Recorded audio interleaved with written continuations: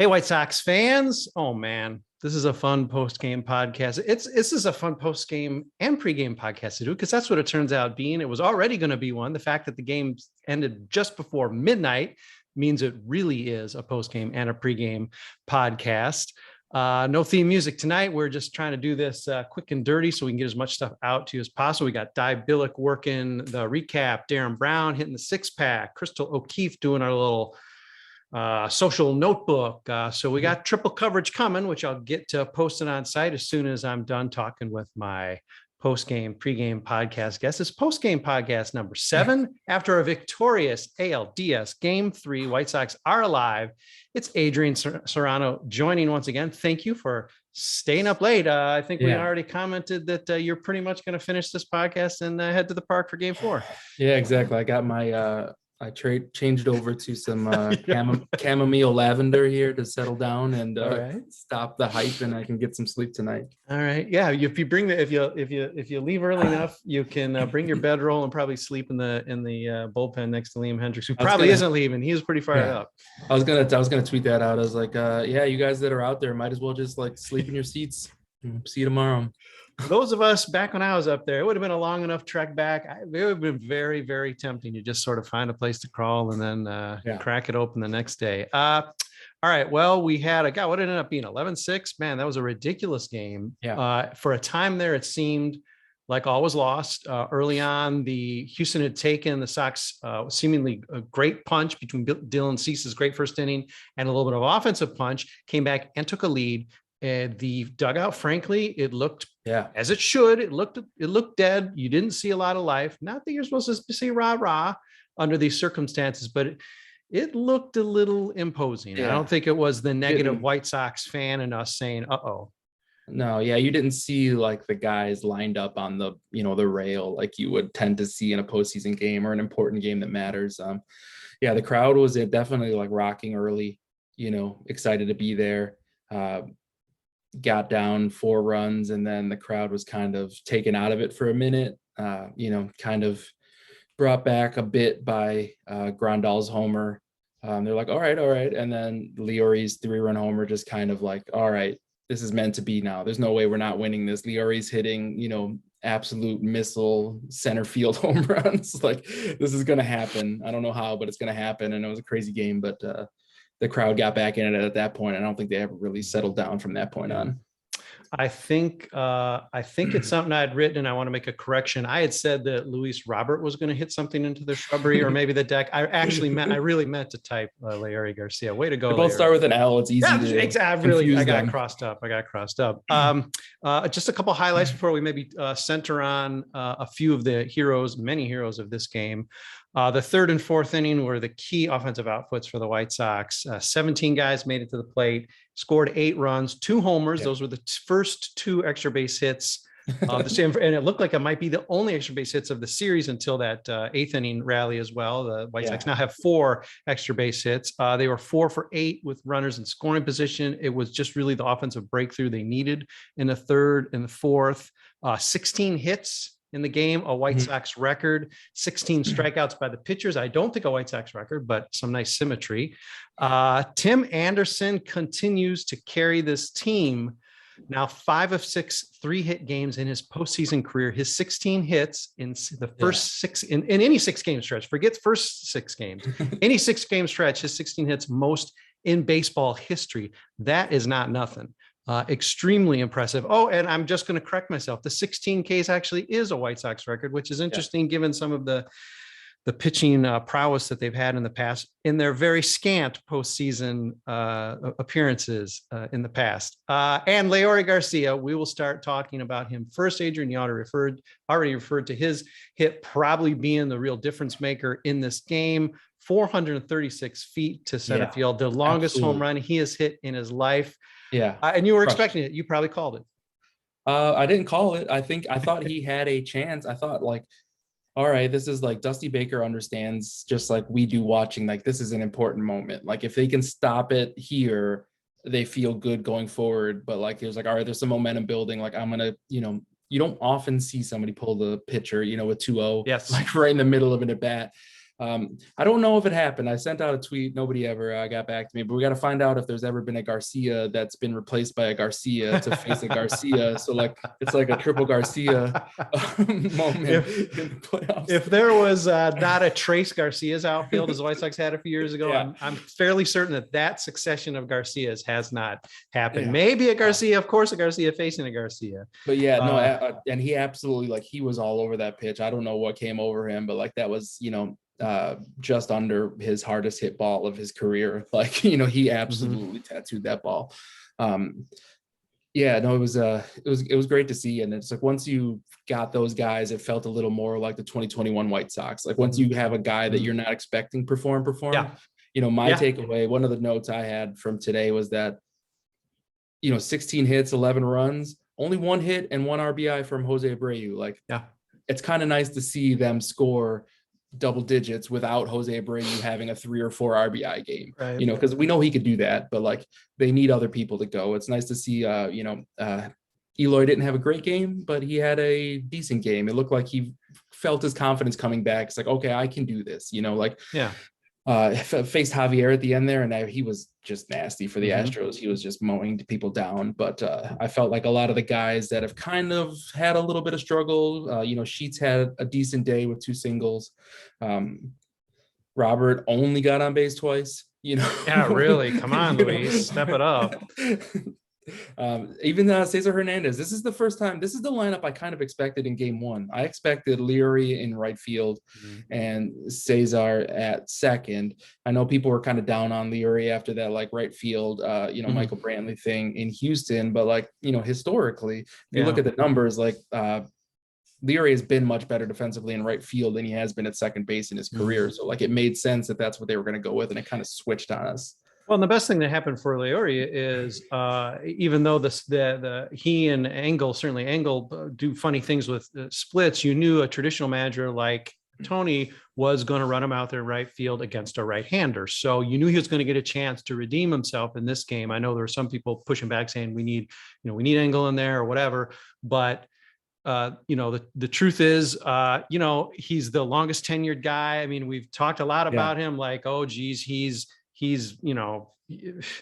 not Taylor for the Dodgers or whatever.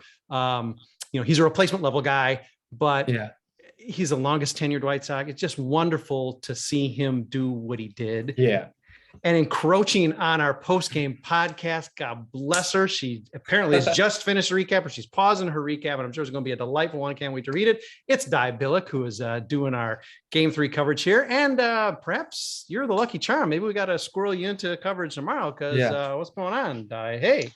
What's up? We won. I was just like I said, I wasn't nervous at all. I was fine. Cool as could be. I only cover winners. Yeah. I was not messaging Brett saying, I'm nervous. Oh no, what are we gonna do? Yes, those have been deleted. They're scrubbed. No, they didn't exist, actually. It never happened. At this point, Di, we are just sort of running through the many heroes of this game. We've just discussed Leury. I think it's time to move on to Yasmani Grandal, because he played several different hero roles here. First, that ridiculous screaming foul ball homer, which sort of gave you a thought, hey, wait, they're seeing this starting pitcher pretty well, Garcia. And then, of course, the home run that sort of was the first counter punch after the Sox had been staggered.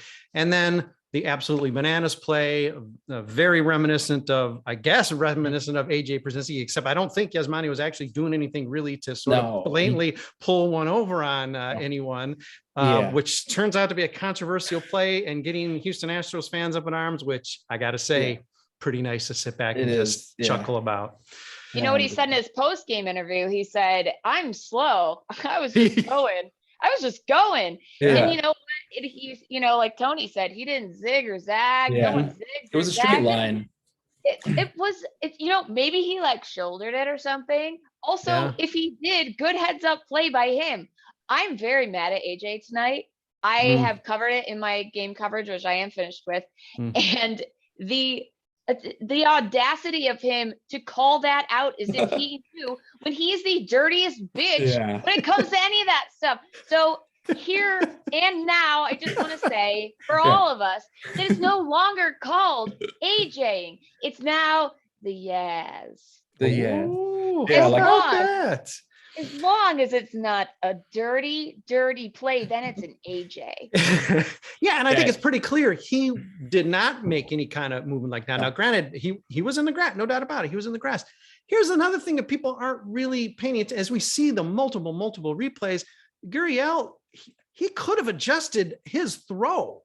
I mean, he 100%. threw it into him like, I mean, it would have taken like 6 inches or 2 inches to get past him. It's not like it would have gone way up the line. It would have gone just maybe a little bit to home plate, which would have been the play. It's like, what? I think that's what the umps got together and said, like, Grandal made no attempt to disrupt that play. He was running, maybe he was running a little inside, but there's no rules that says he can't run a little inside, like, especially because the way he grounded that ball over, he rolled it over, he's coming out of the batter's box like he's just kind of going towards the base. But it is funny to see Astros fans call out some cheating. Give me a break. They need a scapegoat because they have guilty consciences. So they're going to look for anything and just grasp onto it like the dirty cheaters they are. I haven't forgotten. Including some very prominent people in Major League Baseball were making really bold claims and denigrating the White Sox about them being from a crap division and being a mediocre team that can't defend and essentially predicting a sweep. It didn't happen. And now it really might not happen. Yeah, what happened to the sweep? Happen. It must be some type of cheating.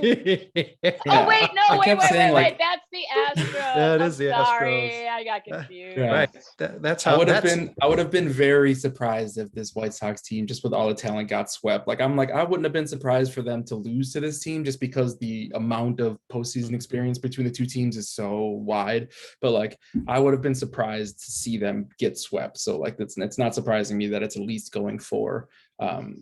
But yeah, I'd never want to hear another Twitter troll talking about Yasmani not doing the little things in baseball. Like, the guy does everything he can do, like, it's not pretty. He's the James Harden of the MLB. Yeah. This game is not attractive, but it's effective. Adrian, why have the Astros had 5 postseasons in a row? Oh, because they're cheaters. I'm sorry, I forgot again. I do hope. But it's like they don't think about it. Like, I don't know if AJ was talked to before this season or this series and said, like, hey, you really got to make sure that people don't think that you're a homer for your old team, because like, I feel like even Wainwright was in the booth, like, trying to talk up the White Sox, like, that was really good, and AJ would be like, go out of his way to like, no, I'm gonna knock that down, like, they should have done this instead. Like, it was really just weird. But like, just, I can't imagine talking about anything prior to 2020 with the Astros, like, with anything but like an asterisk in my own mind. I wouldn't bring it up. Like, I wouldn't necessarily talk about it if they don't want to address that during the broadcast, because it's the MLB broadcast. But like, just don't talk about it then. Don't talk about history. Don't talk about past stats. Like, just talk about this team and last year's team, and that's it. Another thing, Adrian, that I would hope that they would make note of or just skip is when they're deciding to crow about their great plate discipline and the fact that in 4 of the last 5 seasons, they've had the best strikeout discipline.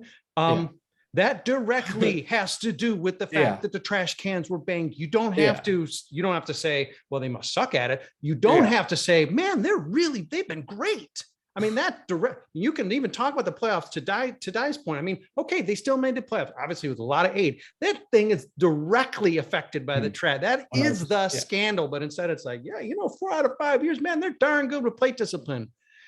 Well, keep being in the can. This trio right here might help a playoff push. We got 10 think pieces about whether Craig Kimbrell was affected by the sticky stuff crackdown, but I got nothing about the Astros. Yeah, exactly. Literally knowing what pitch is coming. No kidding. Or literally that, like, the guy that invented that scam is now coaching the other team in the American League. But then the whole thing is going to crash. So they got to sort of just keep pretending a little bit. Let's talk bullpen a little bit, because obviously it was outstanding. It has to be outstanding when your starter doesn't make it through 2 innings. We'll get to Dylan Cease maybe after the break. Michael Kopech did what he needed to do. Ryan Tepera blew people's minds. Aaron Bummer, whatever's greater than that, he did tonight. And then, Kimbrell and Hendricks, great.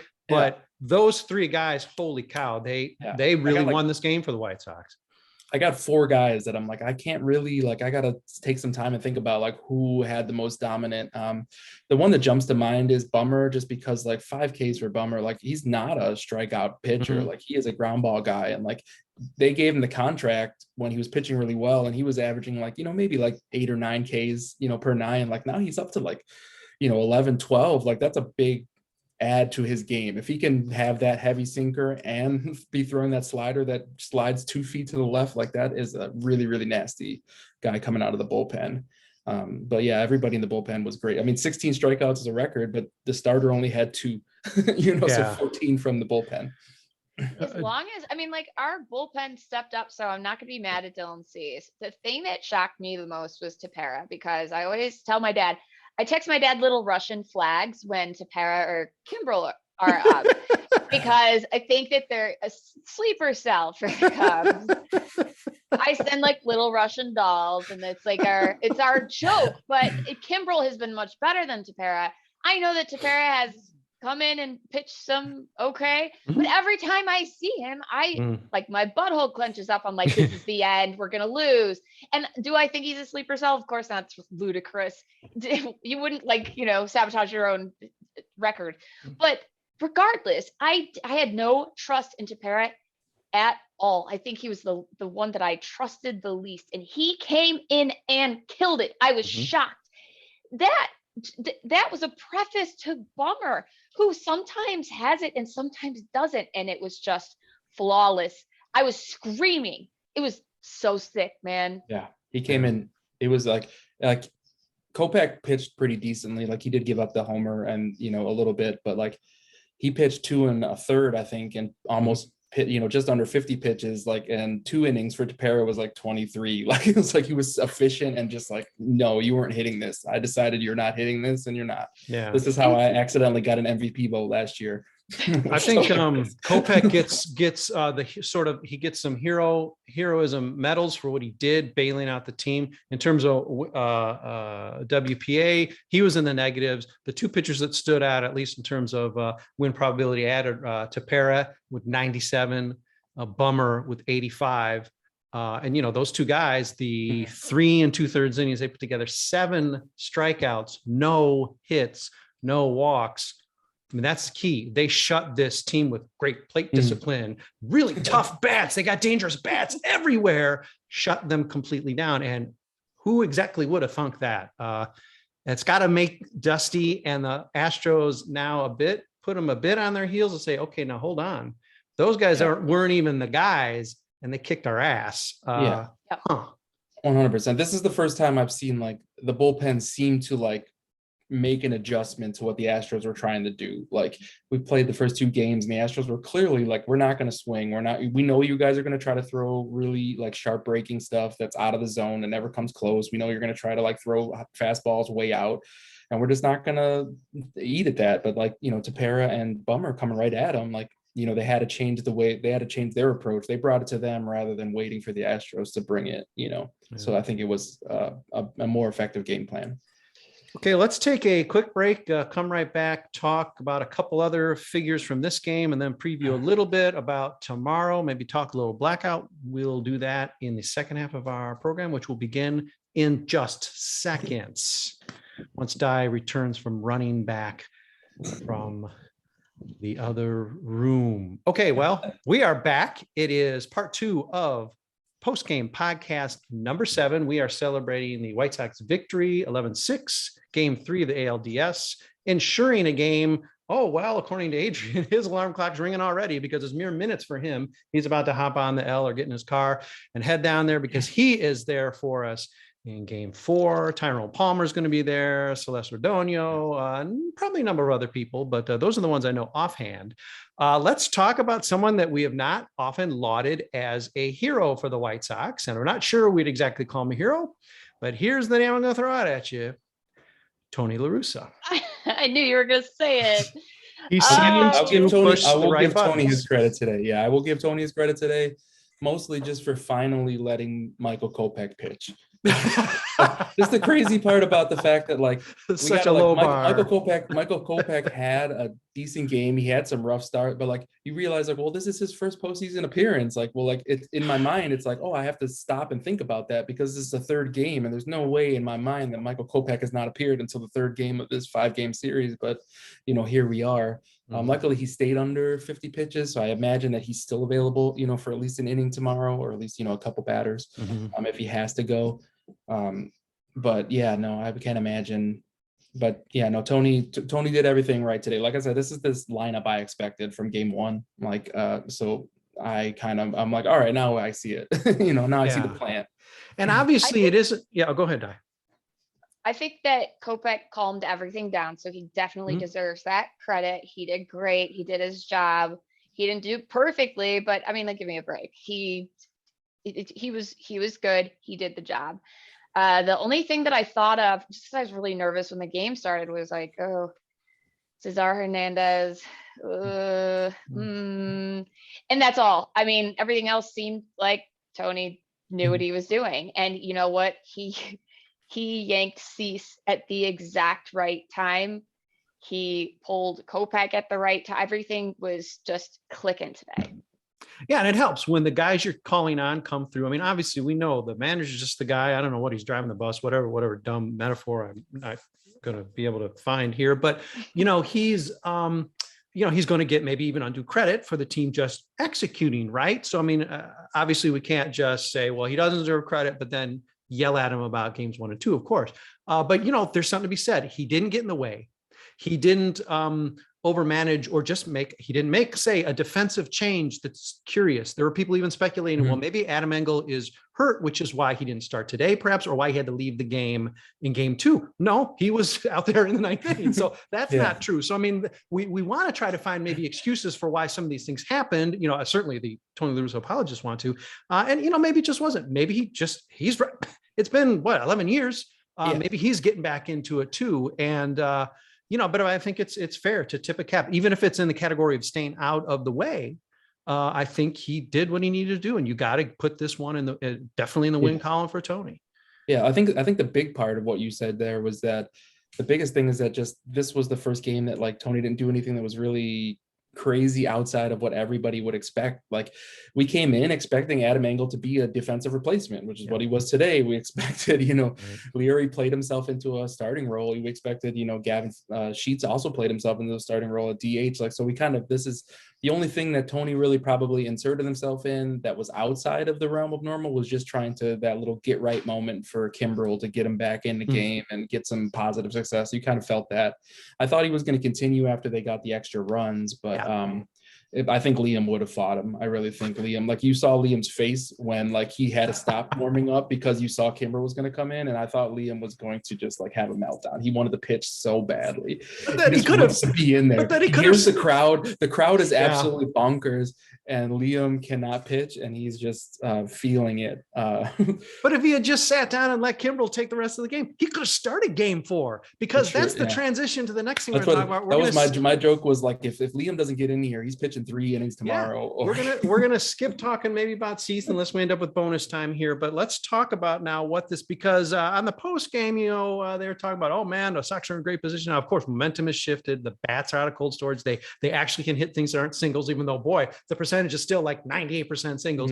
But pitching wise, they're not necessarily in great shape. We're presuming Rodon is the start. I don't know if you've. I think he's listed. He's listed as official. He is listed as official. All right. Yeah, so, and I think it's Urquidy for Astros. Yeah. So I mean, he's going to give you what he can, and we don't know if that's just going to be a couple innings. We're hoping it's going to be 5 or 6, and it probably will end up being somewhere in between. Obviously, the bar has been set pretty low given Dylan's start today, but then 3 or 4 should be good. Right. I mean, who I mean, Liam Hendricks is probably good for at least 2 tomorrow. Kimbrel obviously is going to be fresh, whether that's a good thing or not. I mean, imagine anybody with a day off coming up can pretty much come back out. You were even mentioning Michael Kopech, Adrian. So, I mean, it's still probably all hands on deck. Not necessarily everybody's fresh, but, do we see a pattern that's going to happen with the pitching? Is it just, do you think Kopech is still the first guy to come in when Rodon is pulled? I don't know if he's necessarily the first guy to come in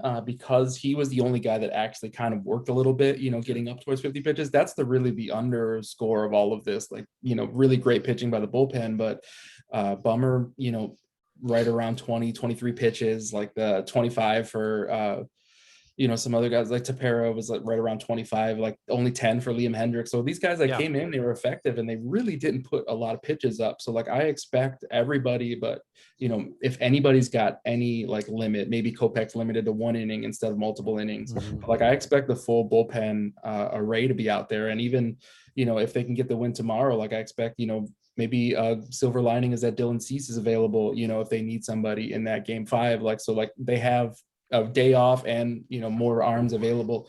I think Carlos Rodon's going to give you everything he can. I think he's going to be trying to go full effort right off the bat to see like if I can give you 2 decent innings and whatever I can give you, I'm going to try to. So I think they've only faced the Astros starter once before, I think once earlier this year, but I think Engel was batting second that game. So like how much you can take from that, I don't know. Like that's not the real lineup. Tim was 0 for 4. Tim's not going to go 0 for 4. He's probably going to have 3 hits. Like, cause that's what Tim does. 3 hits in 5 of his 6 playoff games. Right. And game 5 is not going to be concerned because based on rest and ineffectiveness, we've got the entire starting rotation is going to be available for game 5. So we really just got to get to a game 5. Rodon going out tomorrow. How are you feeling about that? Do you think this momentum has really shifted to really get his pitching a little as sharp as it's been, and maybe even add a little velocity? He's had a lot of rest. Concerned about his shoulder, of course, naturally, like we all are. But I think that with the offense coming back to life and everyone breathing life into our lineup, that being good for 2 or 3 innings is going to be what I expect, just based on the fact that Tony said he probably wasn't going to be ready to go in time for the playoffs. The fact that, we're putting him in now is awesome because he's great, but luckily we have the bullpen to back it up. So I feel okay with it. With a win today, I'm like 80% less nervous, especially in comparison to the Astros bullpen. Ours is better. And you can look at the numbers and argue, but you're wrong if you argue. Yeah. And there's something to be said, we talk about, momentum and it doesn't exist and all that. But here, the fact that the White Sox had that little mini rally that made even the use of Liam Hendricks perhaps even questionable does bode well. I think there's something to be said for how that spills into, especially given, again, Adrian, I think is already on the road on his way to game 4 with the fact that this isn't even a night game. This isn't night to night. They are playing. I mean, as of the end of the game, 15 hours later would be first pitch. I think that momentum will play into it. So then if the White Sox can strike first 2-3 innings, that's going to, it could give Rodon unexpected confidence and give him maybe even a little longer leash. If nothing else, it's going to allow them to get away with maybe just 3 innings from Rodon and go right to the bullpen because you've already got that lead. It bodes really well. Here's one thing I do want to throw out there before we do run out of time, and that is, even if the White Sox lost this game, it was such relief to see that the White Sox were able to get a little bit of luck. They'd gone 2+ games with 0 luck, no good breaks. And the fact that the White Sox, they were putting together all this stuff that was driving us crazy about that. It's funny, we weren't talking about how bad the Astros defense must be because their positioning was wrong. All these little dinky singles, another 8,000 singles, this time station to station, scoring guys, fundamental play that didn't seem too good because the first baseman throws the ball into the catcher running toward him. Okay, whatever. But it's just nice to see some of those breaks, and it happened in a huge burst. And it maybe even extends to some of the 2-strike hits, that fell, that didn't, because the White Sox were really doing everything that was so annoying about the Astros in the first 2 games. It turned, and now it's the White Sox doing it. That feels like something that can carry to a game 4 as well. Yeah, I'm not a huge believer in momentum as far as teams, but there is something to be said for the that feeling that kind of comes over a team or a single player when everything's going bad. We talked about Eloy earlier, like just kind of getting those hits and that RBI, like just feeling like, oh yeah, I can do this again. Like you don't feel like the world's out to get you. And like I felt like, for the first 2 games, like anything that could have went the White Sox way did not. But like then we finally got a little bit of baseball happening in that 3rd inning. A couple, bleeders just kind of got through, and like that's going to happen eventually to everybody, but it's nice to see them kind of get over that hump and feel like, all right, it's baseball again, don't have to take it so seriously. It's more than momentum. as well. It's home field advantage. Our home record is ludicrous and unfortunate when you look at the big picture, but fortunate when, we have another game at home. And because of that, it seems like we'll force us to game 5 with the momentum and the home field. So, woo, buddy.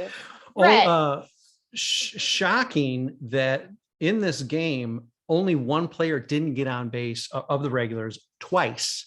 And that's Jose Abreu. I think, Adrian, you mentioned the fact that what was great about this game too is it wasn't carried by Jose Abreu in any way, but everybody else just was racking up the on base, including walks. I think 5 walks for the White Sox. I think all 10 Sox that had an at bat got a hit. At least that's true. Adam Engel, poor guy, didn't. Adam Engel didn't get he got in, but he didn't get an at bat, so like he doesn't count. But like everybody that got in, it felt like it was nice to see Andrew Vaughn come in and get a little bit of success and feel like I felt like the weight of the world was on his shoulders the last 2 months as he was just absolutely bottoming out. So it has to feel good to come in a big moment and do what he does with only 2 lefties on the Astros, bullpen roster. You're not going to see a lot of Andrew Vaughn, but it was good to see him in that one moment come through. Now, Di, I understand, having done it even on the beat and certainly for Southside Sox, that the game recap can be a very arduous process. It takes a lot out of you. I can see that you hit the showers, you got showered up, you came back out with a new uniform. So your excuse for not participating in the blackout for this podcast. However, let's talk about how the blackout looked. It seemed a little less effective, a little less uniform than 2008, but in the ballpark. And the players seemed like 201 said that was a factor. 100%. On post-game interviews, they said, everyone mentioned how fired up they were and how much they were feeding off the crowd. And, some people didn't follow the instructions of the very simple homework. Don't we all have at least 3 White Sox shirts that are black? And if not, don't we own black clothes? Because wow, a black blank t-shirt. Anyway, besides the point, it was electric. You know what fired me up the most? The chants of cheater. Oh my God. I just want everyone to hear it. I want everyone to hear it and never forget. But also I was happy and proud to see that everyone could see what a great fan base we have and how fired up we were. There's not a lot of fan bases where you can go out and you can tell that the majority of people in the crowd know their baseball, watch a lot of the games, know what they're talking about, know the players, and just have a general, I'm there for baseball, not to be in this glorified bar because there's nothing else to do here or whatever it is. Right. But yeah, a lot of people said, several players said that they got so fired up by the crowd and by the blackout. I wasn't there in person, and I wasn't there in person at the 08. I watched both on TV. I don't know, Brett, you were there in person in 2008. Do you think, what do you think was more effective or more exciting? Well, I think the novelty, I think, probably gives the edge to 2008. The fact that the towels were all black and these weren't, I'm not sure why they did that, but just took a little bit off. But then at the same time, this year, it's the playoffs. I know getting into the playoffs is a big deal. And just the novelty of it was amazing. Of course, the game was truly classic. This one wasn't even classic in the same way because it was sort of sloppy and weird. But this was for something. So, you might really, when it comes down to it, you might have to give the edge to this game just because, all right, well, this could be part of a World Series run in a way that, sort of 2008 blackout game was sort of, but I'll just pair it what Tim Anderson said after the game. It's the biggest crowd I've ever been to. Okay, baby. So hey, baby.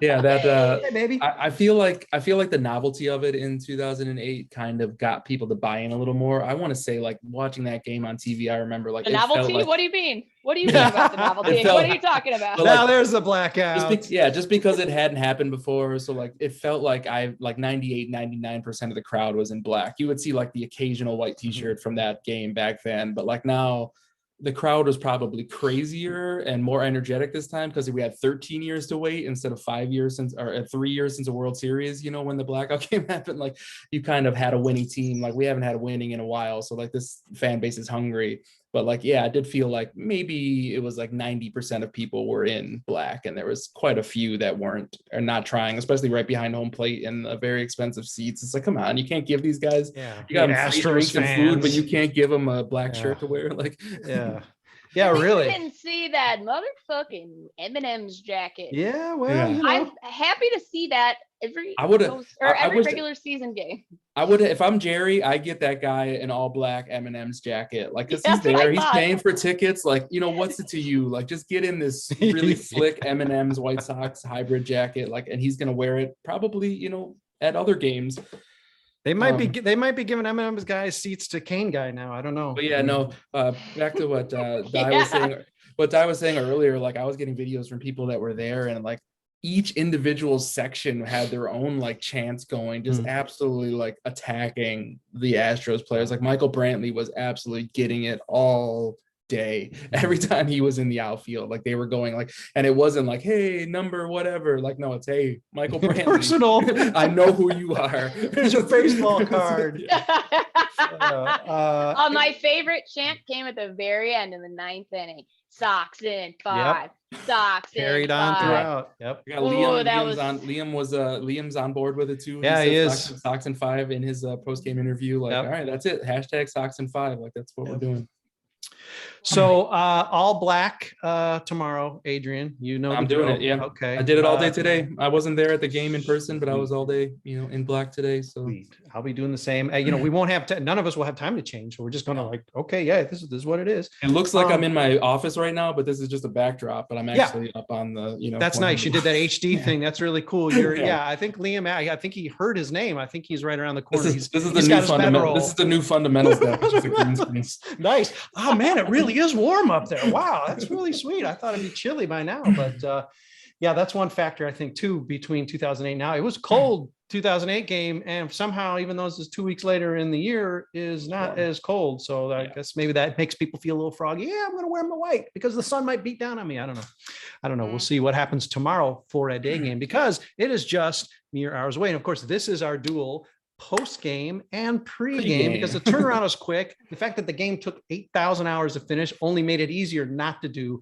a pre-game for this next game. But we are going to be with you after the game, after game 4, after the game 4 victory. We'll be talking post-game podcast, and then off day, we'll be previewing, game 5. And then after game 5's win and the improbable march onto the ALCS, we'll be doing a post game there too. So we'll keep that stuff running at you. Only when they sort of smash into each other, aided or not by a 5.5 hour game, will we sort of skip the pregame thing. But we've previewed about as much as you can. Momentum's going to continue to kick for the Sox, whatever that means. I know somebody like Tim Anderson, baby, he's feeling it. So he doesn't care about your numbers. He is feeling it. And let's not question him. 16 hits in 6 games, never been done in the playoffs before. So, kudos to Tim. My God, he has carried this team now really in 2 playoff series, and God bless him for it, because he is the heartbeat of this ball club. So full coverage. I'm going to get to all the editing to get all the game 3 stuff up here tonight, along with this podcast. And tomorrow we're going to have another full slate of a lot of extended, expanded coverage of the game, of what will be a victorious. Adrian's going to see his first in-person playoff victory, correct? Yeah. And the last game I was there was Carlos Rodon's last start of the regular season. He didn't have his best stuff, but he gave 5 innings, one hit. So we get something close to that. Like, I'm going to be more than happy, I think Carlos Rodon's going to give you everything. He's going to leave everything on the field. This might be his last White Sox start. He knows it. Might be his last time pitching in front of this crowd. It's going to be an emotional time. He's going to give it to us, I think. I mean, he's pitching for his next contract, but that those buttons are getting unbuttoned. He is going, even though it's like, oh boy, he might not have a jersey on by the 5th inning, but he's going to be out there. Yeah. So, he's, but basically what you're saying, Adrian, is you're a good luck charm. That's cool. Yeah, that's what I'm going for. Cool. Yeah. And I'm looking for Luis Robert. You didn't get it today, but I think you're going to get it tomorrow. He just missed a few balls. He's still seeing the ball so well right now. I think he's going to get something soon. We're going to have a big coming out party. If there is even possible to even look better than he has already in the postseason, Luis Robert is gonna, really make a name for himself soon here. The three of us feeling good about a victory tomorrow. Is that the prediction? Yeah. Game 5. I don't know what's going to happen in game 5, but we're going to get there. Okay. We're going to get to a game 5. I'm assuming Dai is predicting the same thing. And so in that case, who knows? Maybe some of us will be even on more coverage for a game 5, which I haven't exactly planned out completely. So on behalf of Dai Billick, our recapper for today, and Adrian Serrano, our good luck charm, connected by the hip with go ahead and with start looking for plane tickets flights down to Houston. Okay. All right, flights. The tickets apparently are cheaper, let's book some flights, and we look forward to covering having a great game 4 coverage for you at Southside Sox, and of course game 5, because it's going to happen. But as always, thanks for reading, thanks for listening to our podcast, and thanks for even watching sometimes. Adrian, thanks for hopping on in this very late hour, and have yourself a hell of a time at the game tomorrow. Sleep, and I'm going to be out there. Hope see some people. All right, sweet. Have a good time tomorrow. Yeah. All right. Thanks everybody for listening. We'll be back with you with more stuff tomorrow.